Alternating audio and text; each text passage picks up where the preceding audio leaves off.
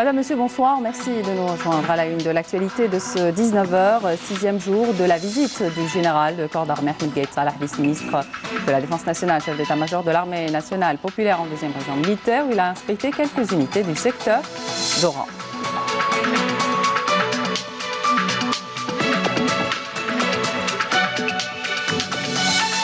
On revient ce soir plus en détail sur l'avant-projet de loi sur les hydrocarbures. Ce texte devant être présenté lors du prochain Conseil des ministres vise à atteindre un système juridique, institutionnel et fiscal stable et favorable à l'investissement dans le domaine des hydrocarbures à long terme. Poursuite de l'opération de révision des listes électorales sur tout le territoire national. À Saïda, l'opération se déroule dans de bonnes conditions. Sachez que 117 postulants à la candidature pour l'élection présidentielle du 12 décembre prochain ont procédé jusqu'à aujourd'hui au retrait des formulaires de souscription ou des signatures individuelles.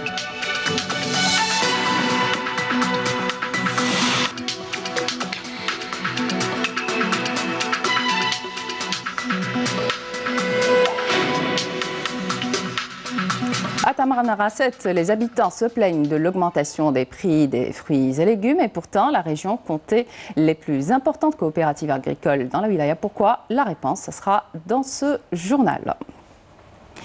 Bienvenue à tous. 6e jour de la visite du général de corps d'armée Ahmed Gaïd Salah, vice-ministre de la Défense nationale, chef d'état-major de l'armée nationale populaire en 2e région militaire, où il a inspecté quelques unités du secteur d'Oran.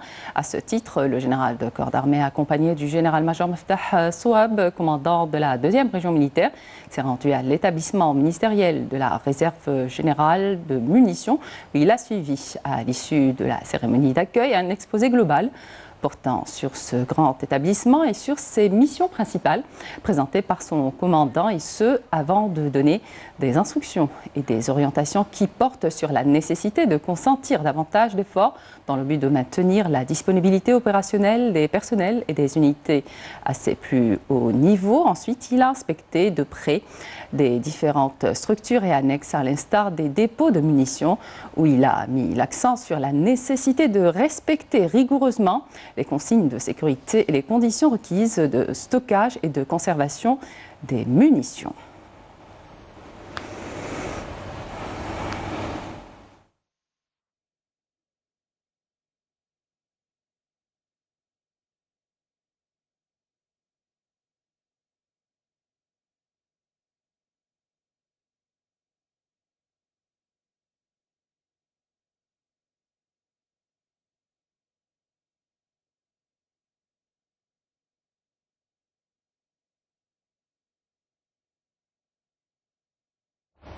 Le général de corps d'armée Ahmed Gaïd Salah, vice-ministre de la Défense nationale, chef d'état-major de l'armée nationale populaire, a inspecté lors de la 5e journée de sa visite en 2e région militaire l'école des cadets de la nation à Oran et a présidé une réunion d'orientation avec ses cadettes et ses cadets. Le général de corps d'armée a également prononcé une allocution d'orientation suivie par l'ensemble des écoles des cadets de la nation dans tout le territoire national. Nazim Aziri.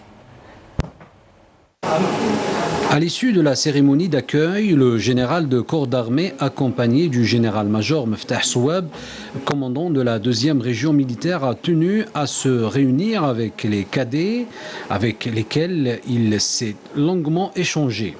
Le général de corps d'armée a également prononcé une allocution d'orientation suivie par l'ensemble des écoles des cadets de la nation dans tout le territoire national, et à travers laquelle il a mis l'accent sur la nécessité d'ancrer les principes de la Révolution de novembre et ses nobles valeurs dans la mémoire des fidèles générations montantes pour qu'elles puissent y puiser un capital moral qui leur permettra de faire face, voire de surmonter tous les défis et les difficultés et poursuivre leur parcours avec espoir, optimisme et ambition, contribuant sérieusement et effectivement à édifier l'avenir de leur pays.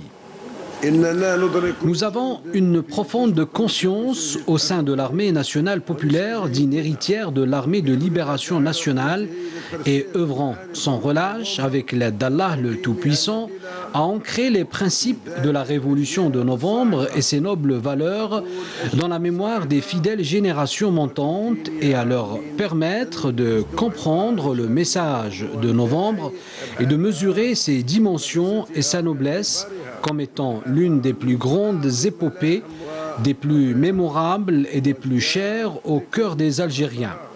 En effet, elle mérite d'être glorifiée et notre armée a le droit aujourd'hui et toujours d'être fière de ses racines, soit la continuité de l'artisan de cette épopée, à savoir l'armée de libération nationale. L'éclat de cette fierté continuera de briller et de se distinguer à l'image du rôle leader conféré à l'armée nationale populaire dans le cadre des missions qui lui sont assignées. Partons de ce principe précisément. Il devient naturel, voire impératif, que la mémoire des Algériens, notamment les jeunes, reviennent sur le passé glorieux de leur pays et d'en tirer un capital moral que je sais abondant et incomparable, leur apportant assurément un soutien pour contrecarrer, voire surmonter tous les défis et poursuivre leur parcours avec espoir, optimisme et ambition vers la contribution sérieuse et effective à l'édification d'un avenir prometteur pour leur patrie. L'histoire de l'Algérie, dont nous sommes extrêmement fiers aujourd'hui, n'aurait pu être écrite, comme tout le monde sait, sans ces vaillants hommes qui se sont sacrifiés pour la liberté et l'indépendance de leur pays, présageant à l'époque que cet avenir doit être radieux et prometteur. Il vous appartient aujourd'hui, cadettes et cadets, d'être parfaitement convaincus que l'avenir de l'Algérie doit être en totale adéquation avec son histoire nationale exemplaire, voire miraculeuse. Sachez, cadettes et cadets, que votre pays, l'Algérie, grâce à sa révolution mémorable et son histoire nationale pleine de gloire et d'héroïsme, a pu marquer son empreinte avec évidence sur les pages de l'histoire humaine contemporaine et inscrire en lettres d'or la capacité de l'homme algérien à échanger le cours des événements historiques, à les réorienter et les reformuler conformément à ses aspirations et ses ambitions légitimes. L'histoire humaine retiendra sans nul doute et avec fierté la grandeur de l'Algérie, de son peuple et de sa glorieuse révolution populaire, perpétuant les hauts faits de ses artisans et louant le rôle leader à travers lequel cette glorieuse révolution a contribué à répandre et généraliser les idéaux de la liberté et de la paix à travers le monde. J'ai souligné à maintes fois que les cadets de la nation qui tirent leur origine des gloires de notre révolution de libération et de son histoire éternelle, laquelle a vu naître leurs valeureux aïeux, cadets de la Révolution, qui ont été forgés par leur révolution pour devenir l'un de ses multiples ressources. Je disais que les cadets de la nation représentent aujourd'hui, à l'ère de l'Algérie indépendante, aux côtés de l'ensemble des jeunes Algériens nationalistes et dévoués, l'avenir de notre patrie et de notre nation. Nous les considérons eux aussi comme étant une future et prometteuse ressource qui constitue un réservoir intarissable pour l'armée nationale populaire, digne héritière de l'armée de libération nationale.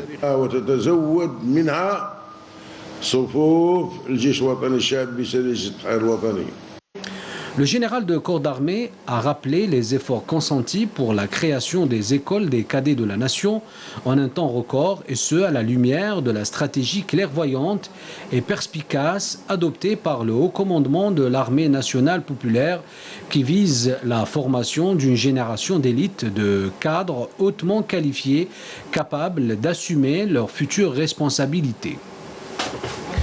Vous connaissez tous l'importance majeure que nous accordions à la création des 10 écoles des cadets de la nation à travers tout le pays, et en temps record, et ce, à la lumière d'une stratégie clairvoyante et perspicace adoptée par le haut commandement de l'armée nationale populaire qui vise la formation d'une génération d'élite de cadres hautement qualifiés et capables d'assumer leurs futures responsabilités.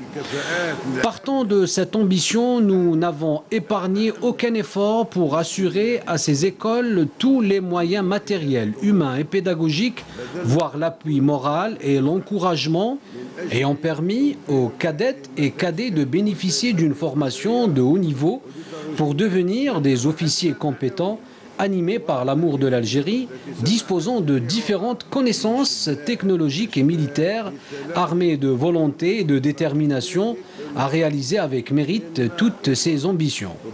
Nous avons réuni toutes les conditions de vie et professionnelles adéquates qui constituent des outils, voire des exigences impératives qui contribuent assurément à l'aboutissement de l'effort didactique escompté que nous voulons atteindre à travers ce système d'enseignement homogène que représentent les écoles des cadets de la nation, considérées en effet comme étant une partie vitale et ambitieuse au sein de l'appareil de formation de l'armée nationale populaire. Sans doute, les importantes réalisations dont ont bénéficié toutes les écoles des cadets de la nation trouveront un écho favorable auprès de leurs cadettes, cadets, enseignants et cadres.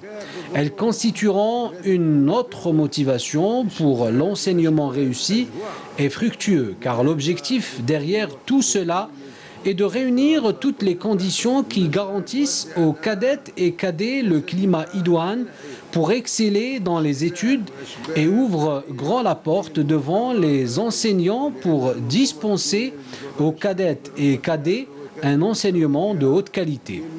Étant donné que l'appareil de formation au sein de l'armée nationale populaire, dans tous ses paliers, y compris les écoles des cadets de la nation, ne cesse de bénéficier auprès de nous, en tant que haut commandement, d'un intérêt particulier. J'ai souligné à maintes reprises, et je tiens à le souligner aujourd'hui devant vous, que la mise à disposition d'une ressource humaine compétente, qualifiée et imprégnée des éternelles valeurs et des principes de novembre est l'objectif suprême que nous nous efforçons à atteindre à travers tous les efforts au niveau de l'appareil de formation et d'enseignement dans l'armée nationale populaire. À cet effet, je vous exhorte encore une fois à consacrer tout votre temps pour acquérir les sciences et le savoir et à fournir beaucoup d'efforts dévoués afin d'atteindre les objectifs escomptés. Votre avenir est entre vos mains, c'est à vous de le façonner grâce à votre volonté et votre détermination à occuper les rangs les plus élevés. À leur tour, les cadettes et les cadets ont exprimé dans leurs interventions leur fierté d'appartenir à ces édifices pionniers d'enseignement, comme ils ont réitéré leur résolution à n'épargner aucun effort pour une meilleure acquisition scientifique leur permettant d'être à l'avant-garde. Ensuite, le général de corps d'armée a suivi un exposé présenté par le commandant de l'école avant de visiter les différentes annexes administratives et pédagogiques et les différents laboratoires. Il s'est également enquis du projet d'extension de l'école dont les travaux sont presque finis en attendant la réception définitive avant la fin de l'année en cours. Le général de corps d'armée a également visité quelques classes d'enseignement.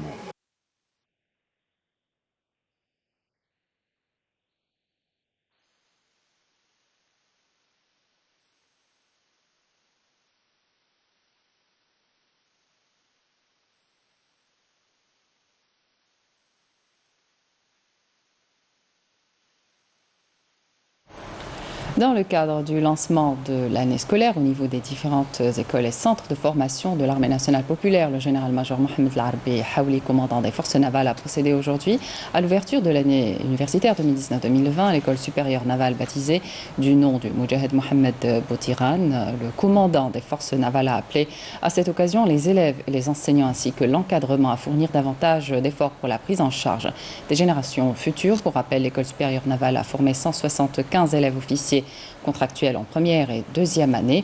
En marge de la cérémonie d'ouverture, le général-major Mohamed El-Arbi Haouli a procédé à l'inauguration du centre d'entraînement naval. Il a assisté par ailleurs à une démonstration sur la lutte contre les incendies dans les environnements fermés et ouverts.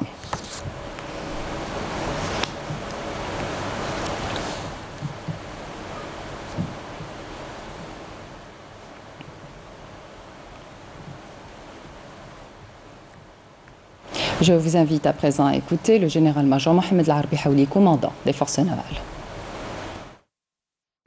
Je tiens à exprimer ma fierté d'être parmi vous aujourd'hui au sein de l'école supérieure navale, baptisée du nom du général-major et Moudjahed Mohamed Boutiran. Cet établissement de formation prestigieux, considéré comme un pôle scientifique de haut niveau, qui s'inspire dans sa formation des futurs cadres, des orientations et directives de l'armée nationale populaire, se basant sur les systèmes et la méthode stratégique et puisant dans les connaissances et expériences les plus modernes. الاستراتيجي المبني على أحدث العلوم والخبرات. L'avant-projet de loi sur les hydrocarbures a été approuvé lors d'une réunion du gouvernement présidée par le Premier ministre Nordine Bedoui. Ce texte devant être présenté lors du prochain Conseil des ministres. Le nouveau projet de loi vise à atteindre un système juridique institutionnel et fiscal stable et favorable à l'investissement dans le domaine des hydrocarbures à long terme sans porter atteinte aux intérêts nationaux. Amel Barba.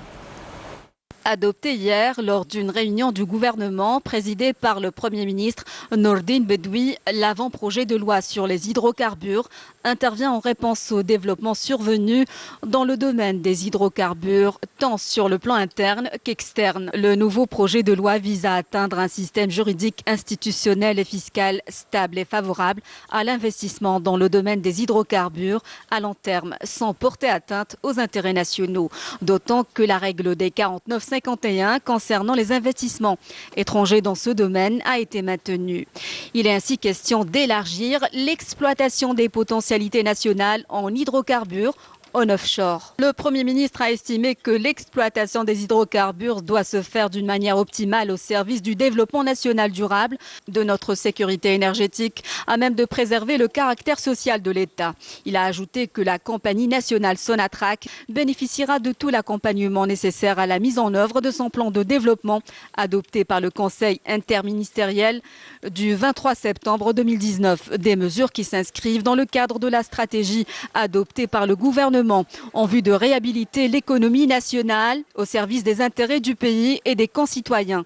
Nordine Bedoui a chargé le ministre de l'Énergie d'élaborer la stratégie nationale accompagnant la mise en œuvre de toutes ces réformes et les soumettre pour adoption lors de la prochaine réunion du gouvernement. D'autre part, le ministre de l'Intérieur, des collectivités locales et de l'aménagement du territoire a présenté un projet de décret exécutif relatif à la réforme du bureau municipal d'hygiène, son organisation, son fonctionnement et la définition de ses missions. Ce texte s'inscrit dans le cadre des réformes globales des secteurs relatifs à l'hygiène à travers l'adaptation de leur cadre juridique aux exigences nationales, internationales et celle de la santé environnementale et de l'environnement urbain. Ce bureau jouira du pouvoir de prendre des mesures coercitives allant jusqu'à la fermeture administrative des entreprises et structures, outre la suspension provisoire de l'activité et la possibilité de fermer ou de condamner les puits et les sources polluées ou toute autre structure menaçant le citoyen et son environnement. Rappelant l'approbation par le gouvernement de ce texte important, Nordine Bedoui a mis en avant l'impératif de doter tous les bureaux d'hygiène de moyens matériels et humains. De son côté, le ministre de la Justice a été chargé de la mise en place d'un groupe de travail regroupant les secteurs de l'environnement, des ressources en eau, de l'habitat et du commerce pour examiner les modalités de conférer aux différents agents publics le statut de la police judiciaire en tant que procédure contribuant à renforcer l'efficacité de leur intervention dans la lutte contre les phénomènes nuisibles de la vie quotidienne. Le gouvernement a par ailleurs écouté un exposé du ministre de la Santé, de la Population et de la Réforme hospitalière sur des projets de passation de marché de gré à gré entre la wilaya d'Alger et Cosider Construction pour la réalisation de 4 hôpitaux, dont 3 publics d'une capacité de 120 lits à Braqi, Raya, Ain Benyan et un hôpital mère-enfant d'une capacité de 60 lits à Hrawa. Tous ces projets s'inscrivent dans le cadre de l'amélioration du niveau des prestations offertes aux citoyens et l'allègement de la surcharge qui pèse sur les hôpitaux situés dans la région est de la capitale au vu de leur forte densité de population, à même de consolider les indicateurs de la couverture sanitaire dans la wilaya d'Alger. Nordine Bedoui a chargé le ministre de la Santé en coordination avec le ministre des Finances à l'effet de soumettre ces projets à la Caisse nationale d'équipement pour le développement relatif relevant du ministère des Finances pour effectuer un audit de l'enveloppe financière. Dans le même contexte, le ministre de la Formation et l'Enseignement professionnel a présenté un exposé sur les 2 projets de décret exécutif portant création de 20 instituts nationaux spécialisés dans la formation professionnelle, dans 8 nouveaux centres et 12 centres transformés en institut national au niveau de 18 wilayas. Il s'agit d'assurer 10 000 nouveaux postes de formation à partir de l'année 2020, en plus de 22 centres de formation et d'apprentissage dans 5 annexes transformés en centres, outre 17 nouveaux centres, ce qui permettra la création de 7 700 nouveaux postes de formation dès 2020 à travers 15 wilayas. Le Premier ministre a instruit le ministre en charge du secteur en vue d'accélérer l'action de la commission installée dernièrement, chargée entre autres de la concrétisation du projet du baccalauréat professionnel. Le ministre des Affaires étrangères, Sabri Bourgadoum, s'est entretenu aujourd'hui avec l'ambassadeur des États-Unis en Libye, Richard Norland. À l'issue de cette audience, Bourgadoum a fait état d'une convergence de vues entre l'Algérie et les États-Unis sur la nécessité d'une solution politique à la crise en Libye, qualifiant l'entretien de fructueux.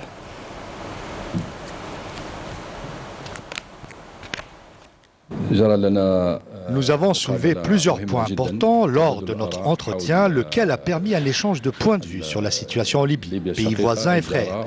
Nous sommes revenus sur les efforts déployés par la communauté internationale, l'Organisation des Nations Unies et les différentes initiatives qui concernent ce dossier. Nos vues convergent, nous avons échangé nos points de vue sur la question. Notre entretien était très fructueux.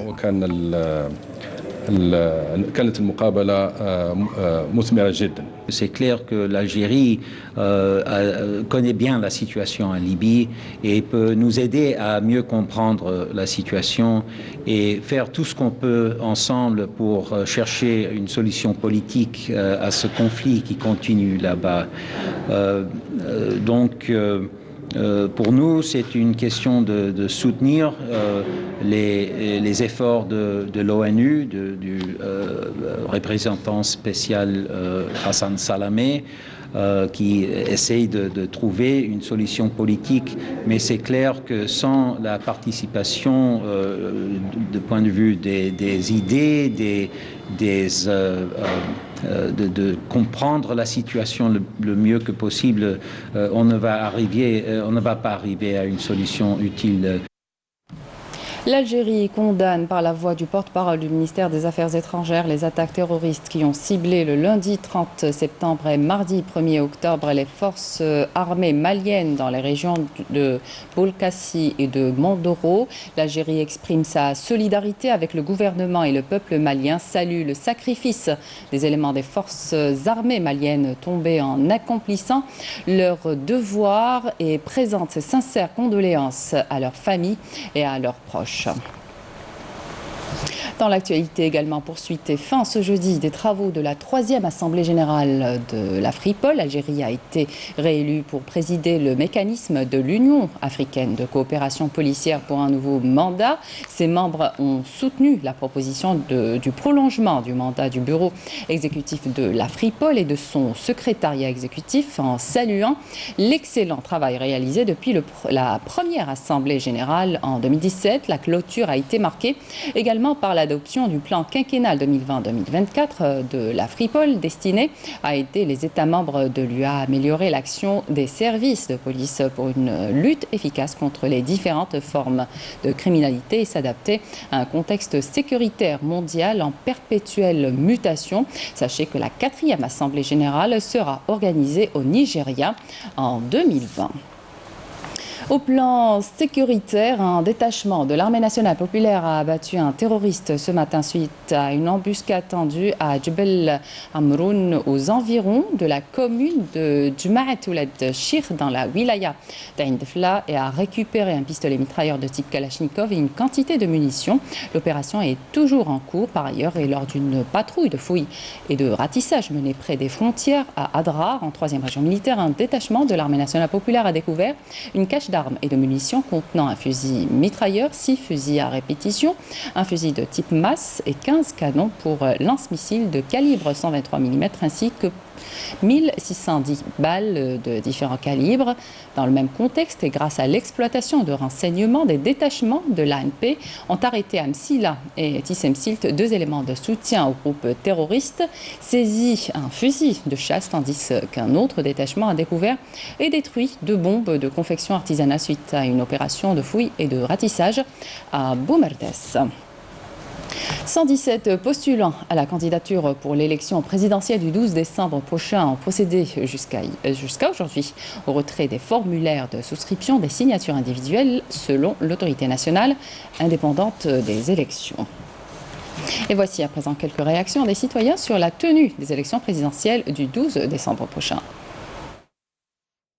احنا ماذا بينا الانتخابات هذه تكون نظيفه وننتخبوا كي احنا كي الناس وسي القايد راه ينشط في الحاله وحنا ان شاء الله رانا منهم. احنا ماذا بينا ان شاء الله تسقم الامور.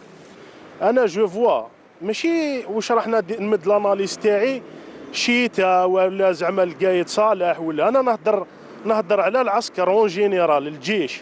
المرحله هذه اللي دارها تاع يعني نقدروا نسموها انقذ البلاد من الهاويه. يعني سي المومون تاع فارين ديسيزيون بروندر اون ديسيزيون ولا بون ديسيزيون هي هذه. يعني نروحوا للانتخابات هذه وماشي عيب يعني لو فيها انتخابات. انا ضد الفكره هذه تاع انه ما ننتخبش تشوفي افكار يعني منا تطالب بعدم الانتخاب ما ننتخبوش لا للانتخاب ولا اكوا ساسير يعني اكوا ساسير. كل دول العالم عندها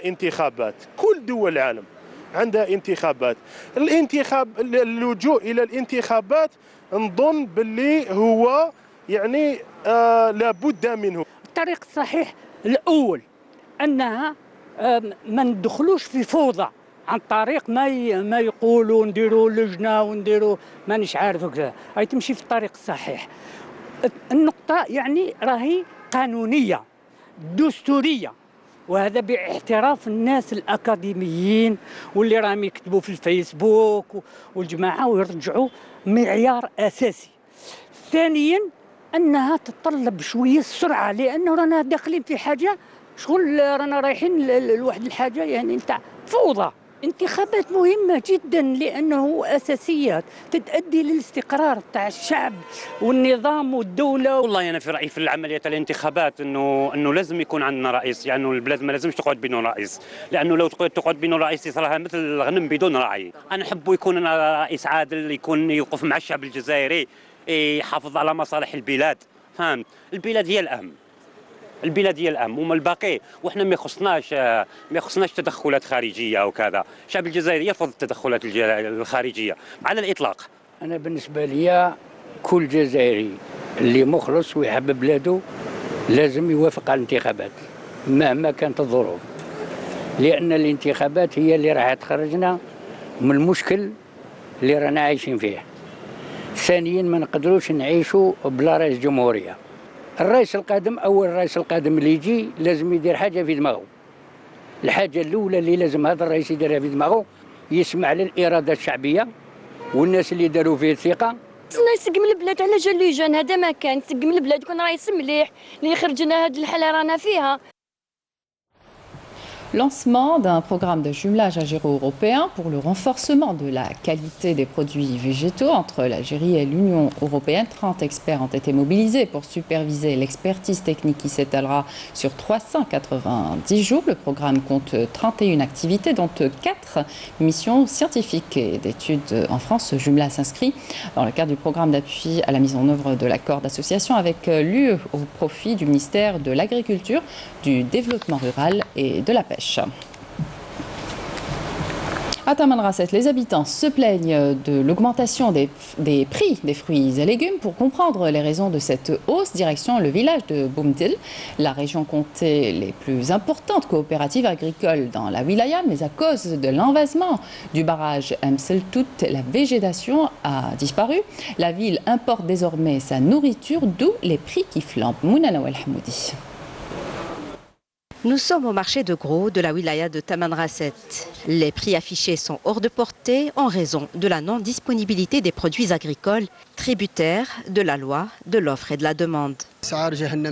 Les prix sont exorbitants. Les tomates sont à 200 dinars, la courgette à 150 dinars. Imaginez que la salade est à 350 dinars. L'augmentation des prix s'explique par le manque d'investissement agricole dans cette région. Les fruits et légumes sont importés d'ailleurs. En plus, avec l'état des routes, le transport est plus compliqué. Pour tenter de comprendre les raisons de la rareté des fruits et légumes dans cette wilaya, nous nous sommes rendus à Amsel. Connue jadis pour une agriculture prospère, cette localité est aujourd'hui une région déserte. Pourtant, il y a quelques années de cela, cette région comptait les plus importantes coopératives agricoles de toute la wilaya. Vous savez, pendant les années 70, les vergers s'étendaient à perte de vue, de l'entrée jusqu'à la sortie de ce village, appelé auparavant le village socialiste. Grâce au barrage dont disposait cette localité, la production agricole coulait à flot et c'était le meilleur village agricole de toute la région. Construit pendant les années 70, le barrage est aujourd'hui à sec, ce qui a causé la disparition de l'activité agricole dans cette localité. Construit par les jeunes appelés du service national, le barrage a été délimité par l'Oued pour maîtriser les eaux. Mais la boue avait fini par empêcher la pénétration de l'eau dans le barrage. Avant, c'est Amsel qui approvisionnait la wilaya en fruits et légumes. Aujourd'hui, nous importons tout, même les oignons. Le seul barrage qui alimentait la localité d'Amsel est aujourd'hui complètement envasé. Les villageois lancent un appel de détresse aux autorités pour redynamiser le secteur de l'agriculture dans cette localité. C'est la fin de cette édition. Merci de votre attention et puis l'information continue sur les liens qui s'affichent sur votre petit écran. Excellente suite de programme sur Canal Algérie.